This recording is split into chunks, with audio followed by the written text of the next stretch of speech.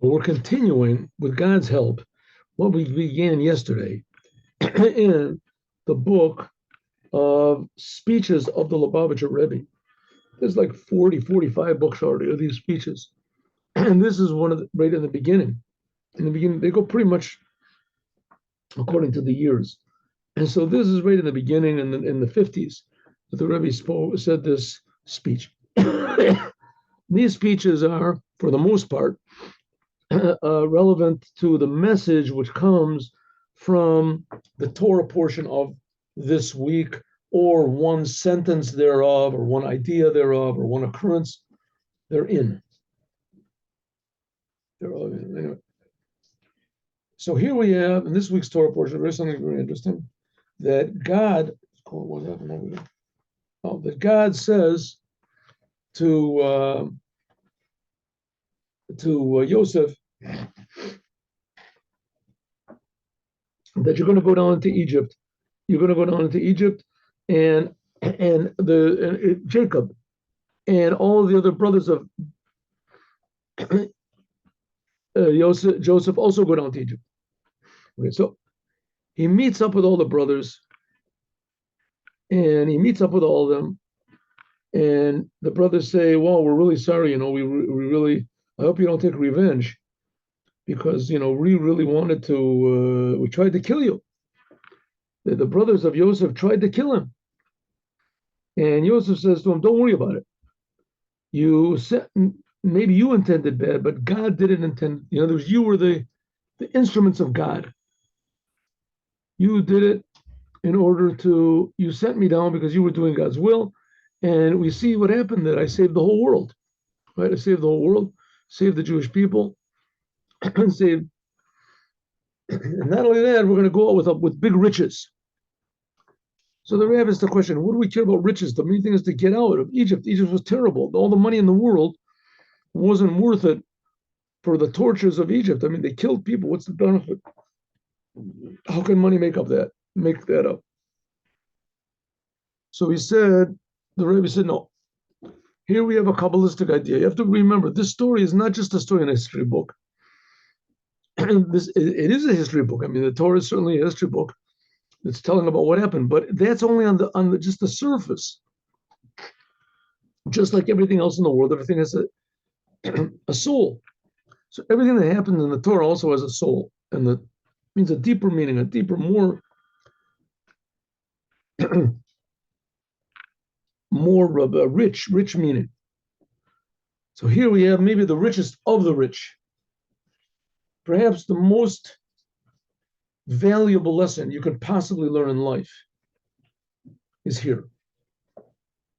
And what is that? That this world, this physical world, has sparks of holiness in every detail. And these sparks of holiness can only be revealed by the Jews. That's why God set up the world. I didn't set it up that way. If I would have set it up that way, I don't even would have set it up at all. Just leave the souls up in heaven. It's good enough. But God doesn't think so. God says, no. This whole world, with everything in it, including all the non-Jews and everything in the world, cannot be taken at face value. And when things in the world are brought to their proper use, their proper purpose, as that brings out holiness, sparks of holiness in the world, sparks of holiness in the world. Just take an example, money. What's money? Money, you can use money to give charity. Before the money was there, it was silver, it was copper, whatever it was. So it was basically, useless. What do you use copper or silver for? Once it's made into a vessel, or once it's made into money, then and that vessel is used for what God wants you to, for eating, for feeding others. Money is given to give charity to others. As then suddenly that becomes connected to life, the mineral substance that the money is made from. is used, when you use that, use becomes a spark of holiness. And that's what puts the whole world together. Now, this, I know this is pretty far-fetched when it comes down to it, but this is faith. Faith. We're saying that not only does God create the world, which that's also requires faith, but God is creating the world constantly, which that's even a deeper level of faith. And God is creating the world constantly for a purpose. That's even a deeper level of faith. And faith means it's not understandable, but it seems to be real, seems to be correct. And faith can be, of course, misused, right? There's the faith in idolatry, business faith, right? You put your money on, invest in somebody who knows. You don't know what's going to happen. And that's also a certain type of faith. Here we're saying you have to have faith that God creates the world. He creates the world for a purpose. He's creating the world all the time. He's creating the world for a purpose. That purpose can only be revealed by the Jews using the Torah properly. When the Jews use the Torah properly, then that puts the world into order, like a puzzle, putting a puzzle together. All of a sudden, you'll see a whole new thing. So that's why the Jews went into Egypt. The descent in Egypt was in order to refine and elevate to holiness these sparks of use, of meaning from Mitzrayim, from Egypt. God didn't want the Jews just to leave Egypt and get out. God wanted the Jews to be in. If so, why did he put them in there in the first place? So the best thing would be, the reason is to put them in because they had to be in the time that they were in Egypt, and they used whatever there was in Egypt, and they still believed in God, and they believed in one day they were going to get out, and they still retained their Jewish identity. They knew they were Jews. So that put the world into proper order, put the puzzle according to the big picture on the cover of the puzzle. It's always a big picture over there. So let's see the big picture. Durach Zayin Avora, by means of the service of the Jewish people in the time they were in exile, haben sie mavor, so they refined on ois gekliben, and they picked out, they gathered out. They picked out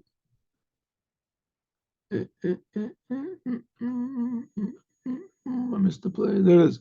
The Nitzutzes, the sparks of holiness, on wenn sie seinen arois, when they left Egypt, by all the time they were working in Egypt, they refined these sparks of holiness, of meaning.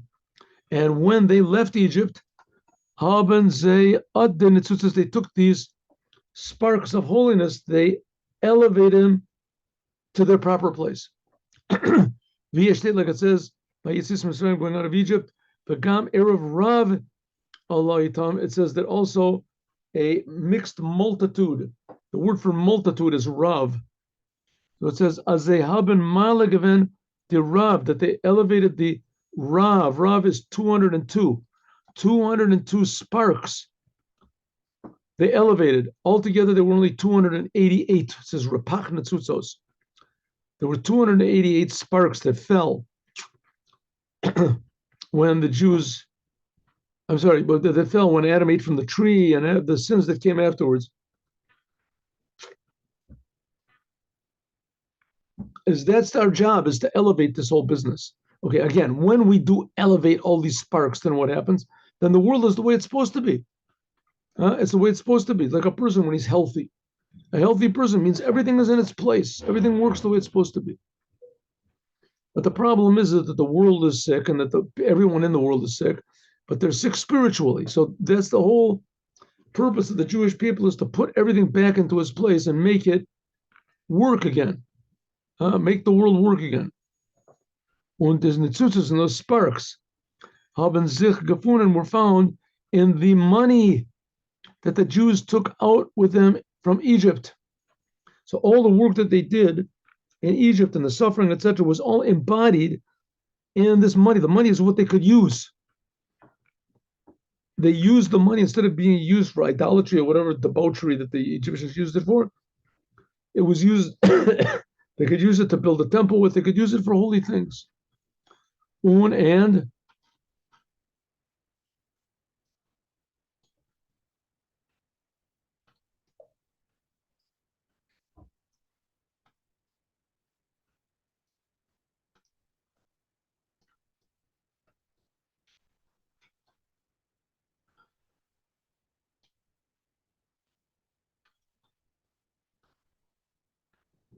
Feed their Baal Shem Tov, like the Baal Shem Tov explains in the Maimer. We said, what do we in the Maimer Rizal? I'm sorry, in the saying of the rabbis, HaTorah Chasal Mamon Shel Yisrael, that the Torah cares about the money of the Jewish people. The Torah does not want that the Jewish money should be lost. When Yaakov Chasal Pachim Katanim, it says that's why Jacob, a few weeks ago, we learned that Jacob went back. That's when right before he fought with the angel of Esau, he went back for these little bottles that he had forgotten, back in the direction of Lavan's house. As Yiddish Engetum, that Jewish money is is very, very dear to God. While in Mamanim Shel Yisrael, because in the money of the Jewish people, there are sparks of holiness, which a Jew, should use when oivgeben and elevate to kedusha, to holiness. Und der Rebbe, therefore, hat gemust sein, der v'shala isha mishkenta. Therefore, it says that when the Jews left Egypt, that the Jewish women went and asked their next door neighbors, and the men also their next door neighbors. They said, "Give us money. We want money to go out from Egypt, and you know what? We'll pay you back." And they said, "Well, we don't have any money." They said, "Yeah, really? I know. I'll show you where the money is." And they knew exactly how did they know? Because in the plague of darkness, so it was dark for the Egyptians and light for the Jews. The Jews could go and see where the money is. Why did they have to trick the Egyptians? Because the answer is because the Egyptians tricked the Jews. The Jews were in Egypt. They were, how do you say, honorable citizens. All of a sudden came a new Paro. We'll learn that in the beginning of the book of Exodus. A new Paro. And suddenly he said, "Hey, Jews, let's really start working here. Work like I do." He showed everybody how to work. We're going to give you good pay, better pay. And so the Jews worked. It says that Paro took a big brick. He made a big brick, and he put it around his neck. He said, "This is what everybody should do. If the king can do it, you should do it." So all the Jews were really working hard. And then he said, "Okay, work a little harder. What about my pay? What about our pay?" "I don't know what you're talking about. What do you mean pay? You're slaves. You don't get paid. Slaves don't get paid. Work harder. Let's make those bricks." So they tricked the Jews into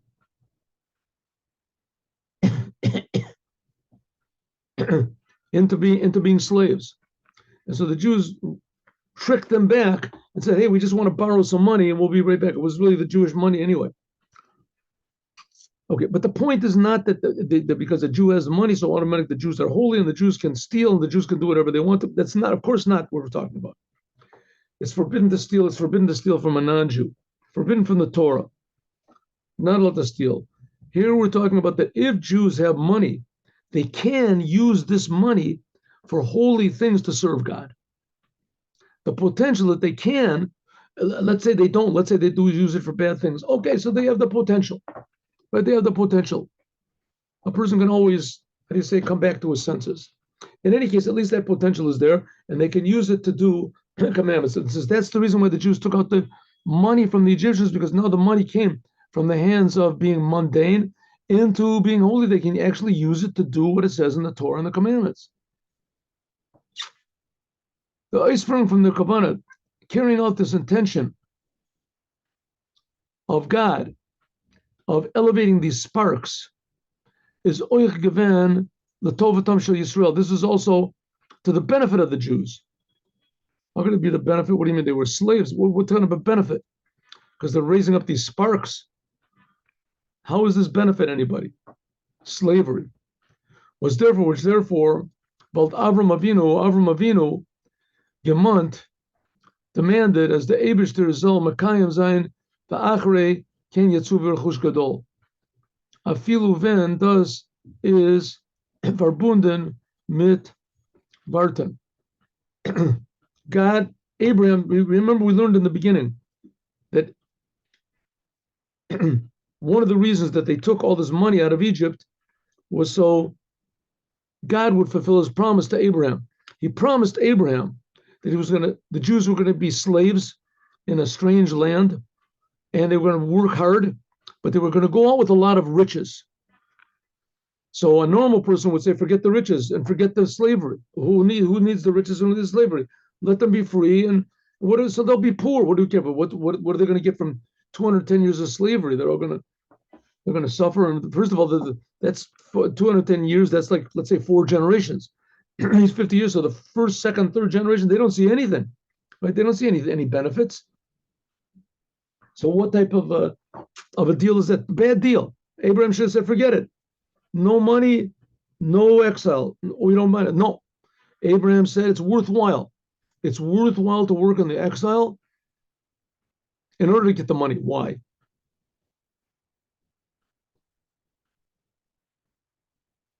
Because this was for the benefit of the Jews. Afilu ven das is verbunden, even when it was like, that they had to wait. What would you say? A normal person would say, let me out today and forget about the money. What are you're going to let me out tomorrow and I'm going to be rich? Just get me out of this place so that I can get killed any second. Baldas is, but no, Abraham said it's worthwhile to wait because this was for the good. This was for the benefit of their children.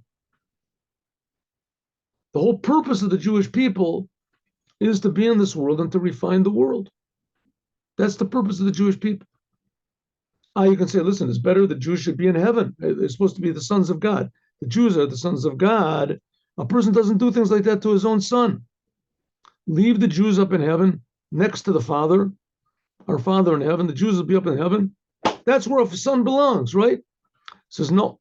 Abraham understood Jews are the servants, are the sons of God, right? But there's something much higher than that, is to be a servant of God. And when they serve God, it gives God more pleasure than just to be by his son, the Jews. So the Jews are both. Yes, the Jews are also the sons of God, true. But the Jews are also the servants of God. And the servants of God, what do they have to serve? God, what God is lacking something. He wants a cup of coffee. What is God? We have to serve him. What do we serve him? So the answer is that God wants us to be in this world. And he wants us to stand the tests and difficulties and to overcome them and to use this world for what he wants. God hasn't got any tests or difficulties. And from the punct, Visa is just like it was before, the spark that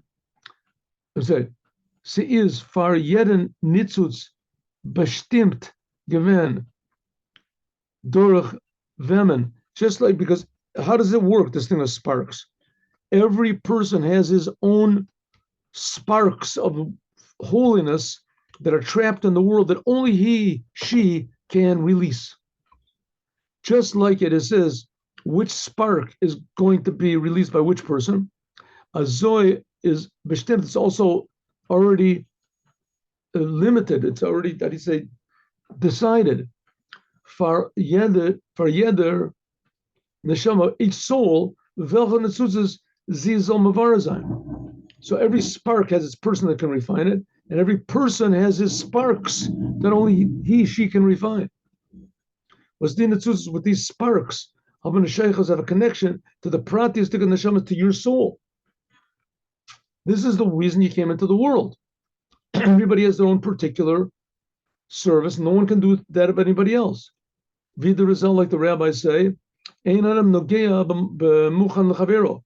person cannot take something which belongs to someone else.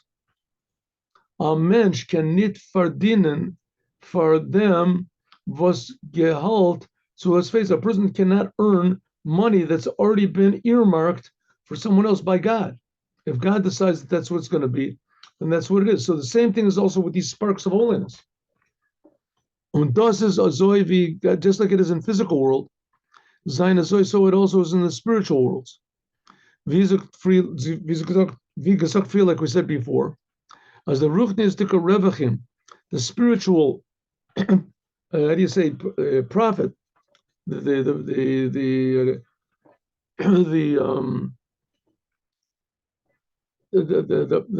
profit that's accrued by us working in the world, these sparks, Zainen in the Gashmistic world, where are they? They're in the physical world. And in the case of the Jews, they were in their physical properties that they owned. Therefore, they had to take them out of the hands of the Egyptians and put them into the hands of the Jews. As Yeder bin Neshama, that every single Jew, Hat a Oif Geva, has its own assigned task. zum Mavor sein gewesen to refine certain known sparks, was belangen zu ihr, which belong to it, zu ihr mitzad who's because of the essence. Just now, I was just in a jail. That's why I'm giving this class a little bit late today. But I was just in a jail in Beersheba.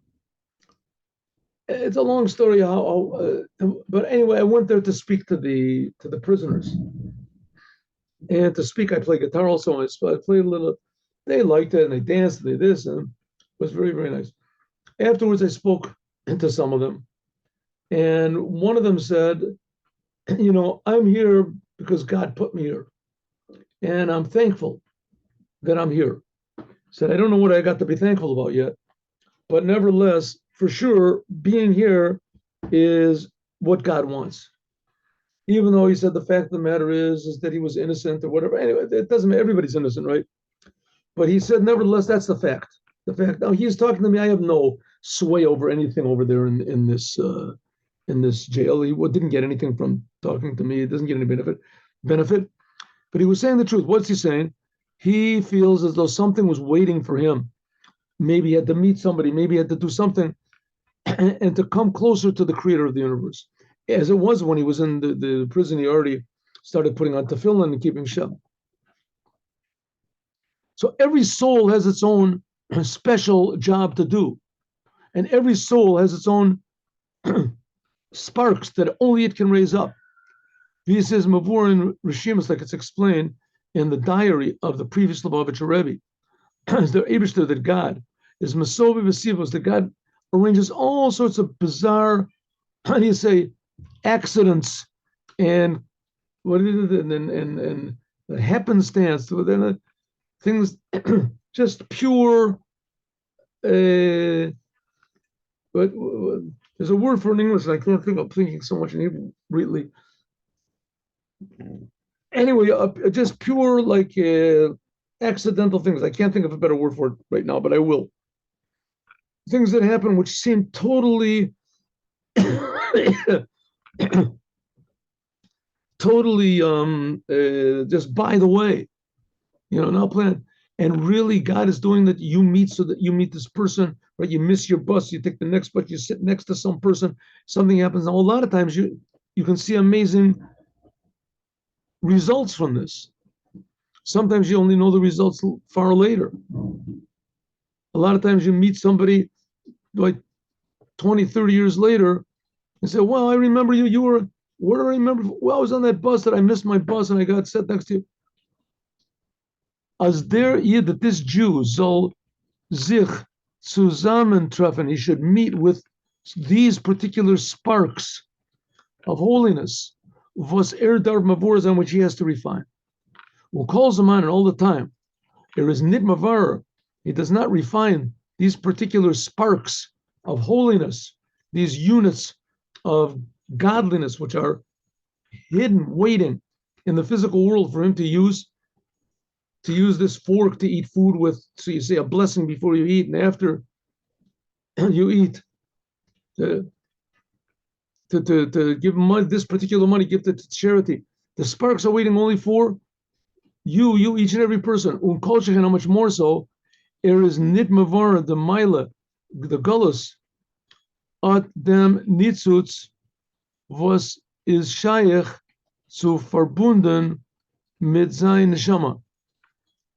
All it calls him on, all the time, which he does not refine this spark that he's waiting for, that's waiting for him, and that his soul came into the world, is gefindt sich, the neshama, the soul, is found, wo der nitzutz, beide gefindt sich in galus. Then both him and the spark are both found in exile. Nachmer, and even more. Birur Netzutzes, this whole idea of refining these sparks, Hatzutan und is verbunden, is connected with the essence of his soul. It's not just a secondary thing. The whole reason that God creates every soul, it was especially talking about Jewish souls, is it only in order to fix up the world. I mean, we don't know what's waiting for us. We don't have any idea what the world is. All these religions in the world are talking about going to heaven, and heaven is really amazing. Heaven says the pleasures of heaven are infinitely greater than all the pleasures of the world put together. But nevertheless, this physical world is an infinitely greater surprise and infinitely more real than all the levels of heaven there could possibly be. Especially because heaven is I get pleasure, and in this world we actually give God pleasure. And God is creating us. Everybody's creating me. We owe him everything, and he doesn't ask for that much. And God gives pleasure, gets pleasure. This is incredible. That's what's called elevating these sparks. Noch mehr, even more. Bir Netzutzes, these sparks have verbunden bis zu sein Etzem, of this is connected to the essence of the soul. Und wie bald, call Etzem, since that every essence can never be divided up, an essential thing can never be divided. But if it's an essence, and that's why they had the thing about the atoms, right? They thought atoms was like the lowest possible reducible unit of reality or physicality, or whatever that they thought it was. And then they found there's something more basic with the quarks, with this and this. But if they got to something that was really essential, then the whole definition of essential means it can't be broken down into any component parts. It's an essence. So it says the essence of the soul is tied up with its job in the world. The essence.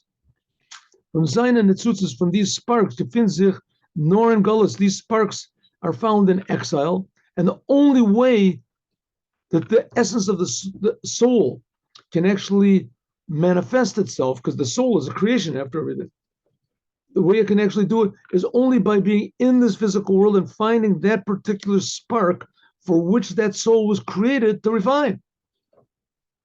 This is not just a part of the soul, zusammen mit dem Chelik, with all the other sparks that he gets. No, nor euch the etzem. This is the essence of the soul.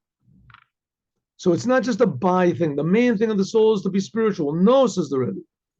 The essence of the soul is to find that spark in the world that has to be refined and to refine it.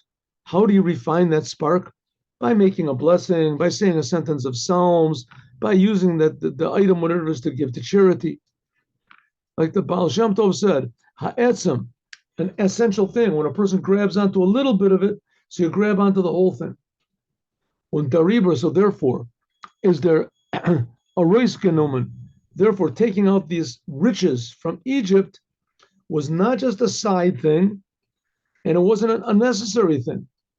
This was nogea, this is relevant, also to the benefit of each and every Jew. That's the reason we came into the world. So it benefits us to do what we're supposed to do. While because durach arois kaliban, by means of gathering together and elevating all these sparks of holiness, in other words, using the world properly from Mitzrayim, zayin oich zar neshamas, also the souls also went out of the Egyptian exile. As we will continue, God willing, more tomorrow. Thank you very much for being with us. And we'll do this tomorrow, God willing. Shalom uvracha, and see you at 8:15 tomorrow. There will be classes tomorrow, and we'll continue in Likuti Torah and in the Devar Malchut.